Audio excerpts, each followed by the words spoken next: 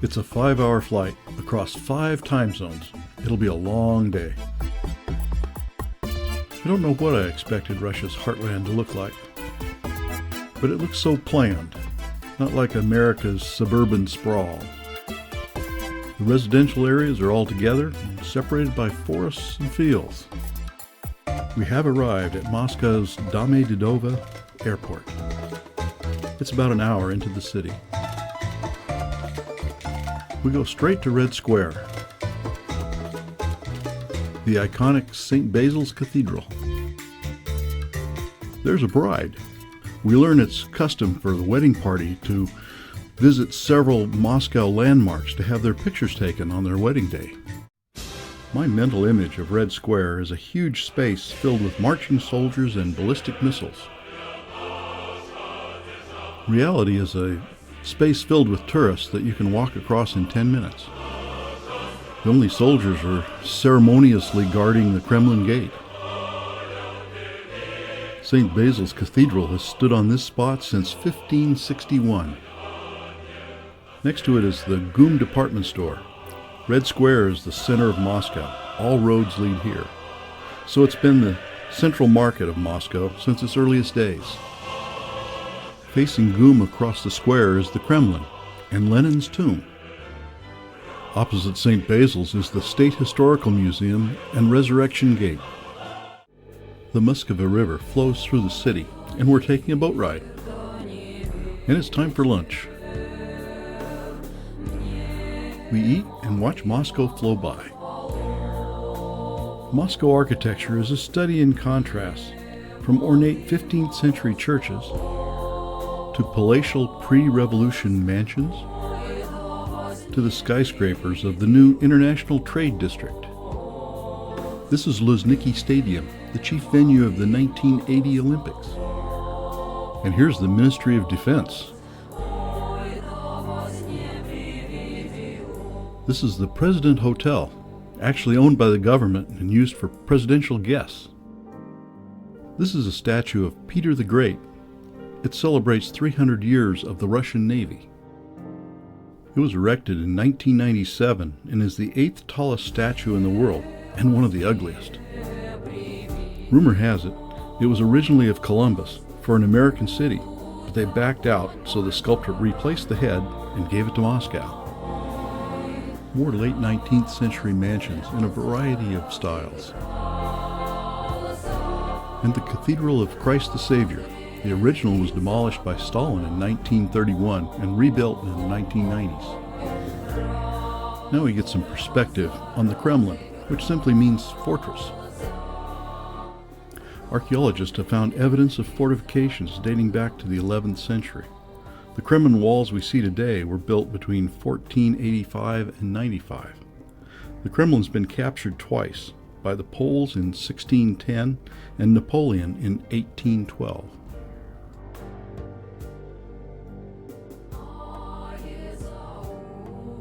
The Grand Kremlin Palace was built between 1837 and 1849 as the Tsar's Moscow residence.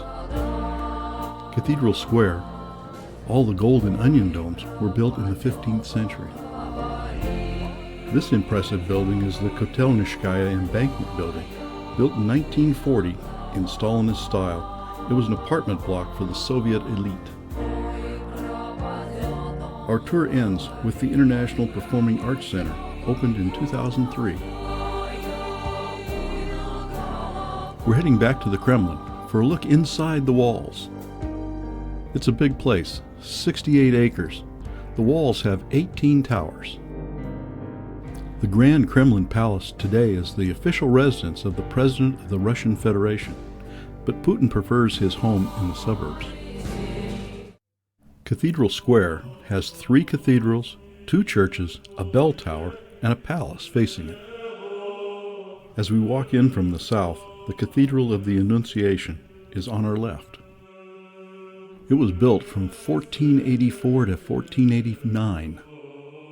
It was closed by the Bolsheviks, but was opened as a museum in the 50s.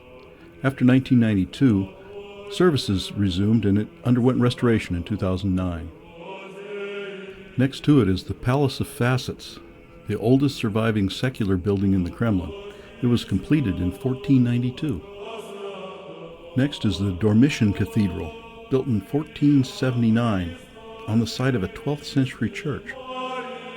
Since 1547, it's been the site of the coronation of the Tsars.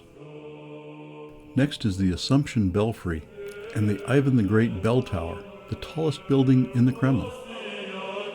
And completing the square is the Cathedral of the Archangel Michael. It was completed in 1508.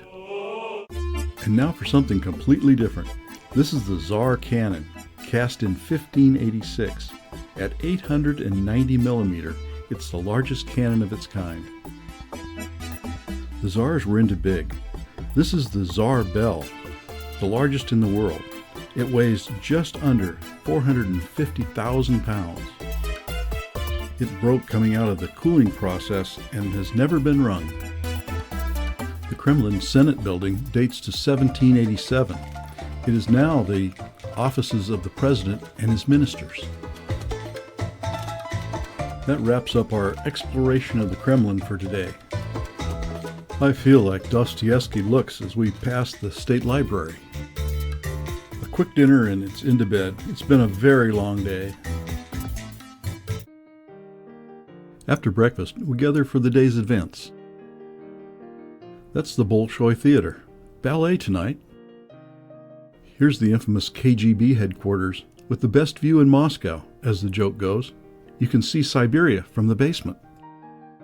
We're back at the Kremlin. There's more to see. The Kremlin Armory Museum is a must-see, but no photography allowed. These are from the internet.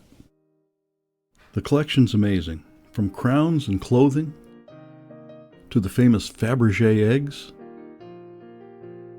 and my favorite, the fantastic carriages. With all that opulence, you can see where Karl Marx was coming from. But the proletariat has not united. Our next stop is Novodevichy Convent. That translates to New Maiden's Convent. The convent was founded in 1524. In the 16 and 1700s, it was a place for women of royal families to be exiled to. As a result, the convent became very wealthy, owning over 14,000 serfs. There are several churches and chapels on the grounds.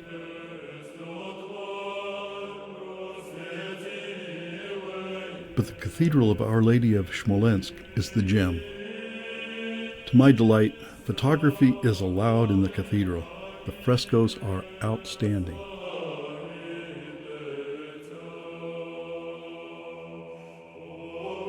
The 5-tier iconostasis is incredible.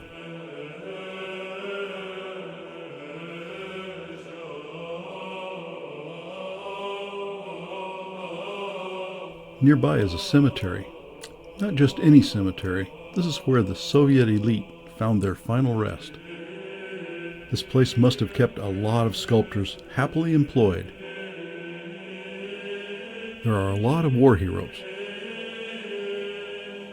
A heart surgeon,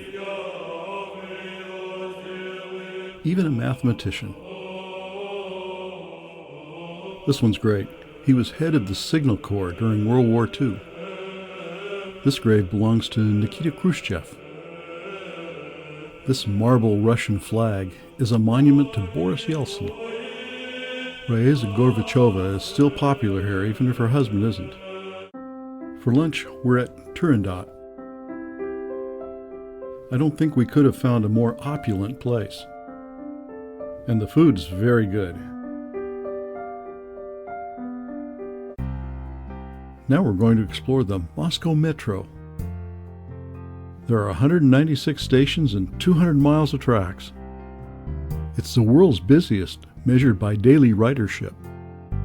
We start at Tverskaya Station. Our first stop is Mayakovskaya Station. It was opened in 1938 as part of the second stage of the metro. Next stop, Belaruskaya, with mosaics of life in Belarus, and a great example of social realism in sculpture. Next stop is Novoslobodskaya. It's famous for its 32 stained glass panels.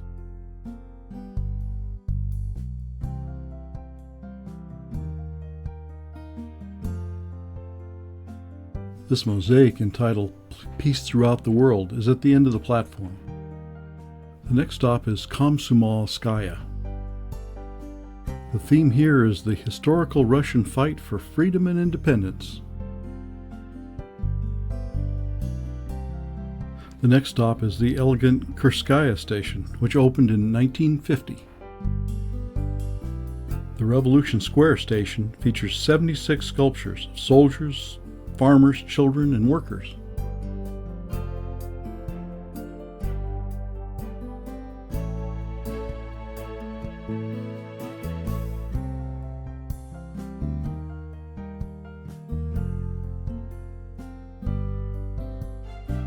Our guide Natalia says we all passed and can go anywhere on the metro. We come out in Revolution Square by Moscow City Hall. That's right by Resurrection Gate, with Red Square beyond. This puppy is begging in Resurrection Gate, and doing quite well. Must be the sad eyes. We're off to explore GUM. GUM used to be an acronym for State Universal Store. GUM now stands for Main Universal Store. With the fall of communism, GUM was privatized and embraced capitalism's most high-end brands like Louis Vuitton and Ferragamo.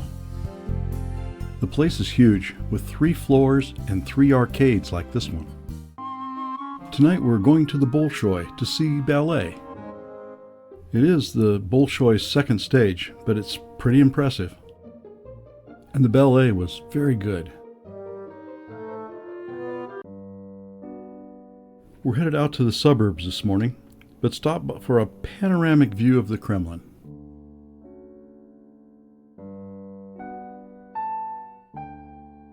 Another stop at Moscow State University. It was opened in 1953 and was the tallest building in Europe until 1990.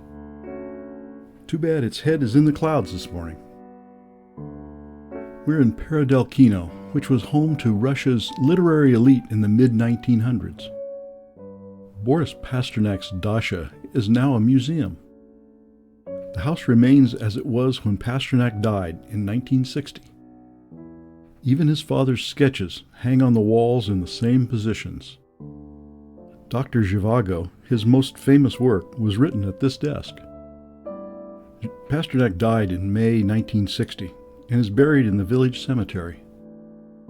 Russian cemeteries are in the woods and slightly overgrown.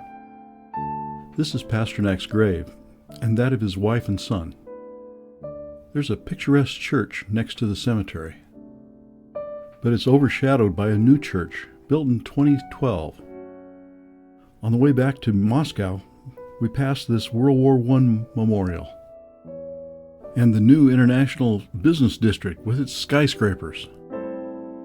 We're a little early for lunch, so we squeeze in a visit to Ryabushinsky House.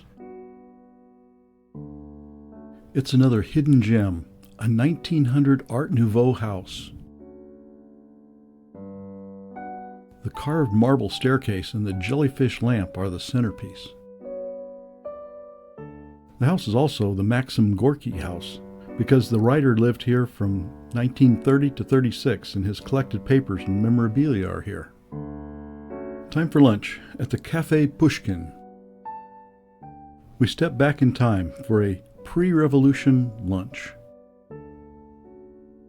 In keeping with our back in time theme, we're at the Tolstoy Museum. Leo Tolstoy and his family spent winters here from 1882 to 1901. The extensive exhibits provide details of the Tolstoy family's daily lives. The everyday items include dinnerware, clothing, toys, furniture, and furnishings, sketches and other art by Tolstoy's daughter Tatiana, even Tolstoy's winter fur coat, and his bicycle. We saw the Cathedral of Christ the Savior on the boat ride. Now we have a chance to take a close-up look.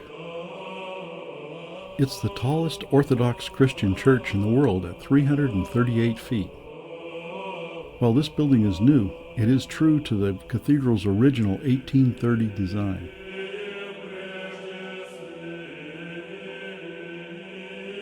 However, the bronze reliefs are copies of the original marble reliefs on the demolished cathedral.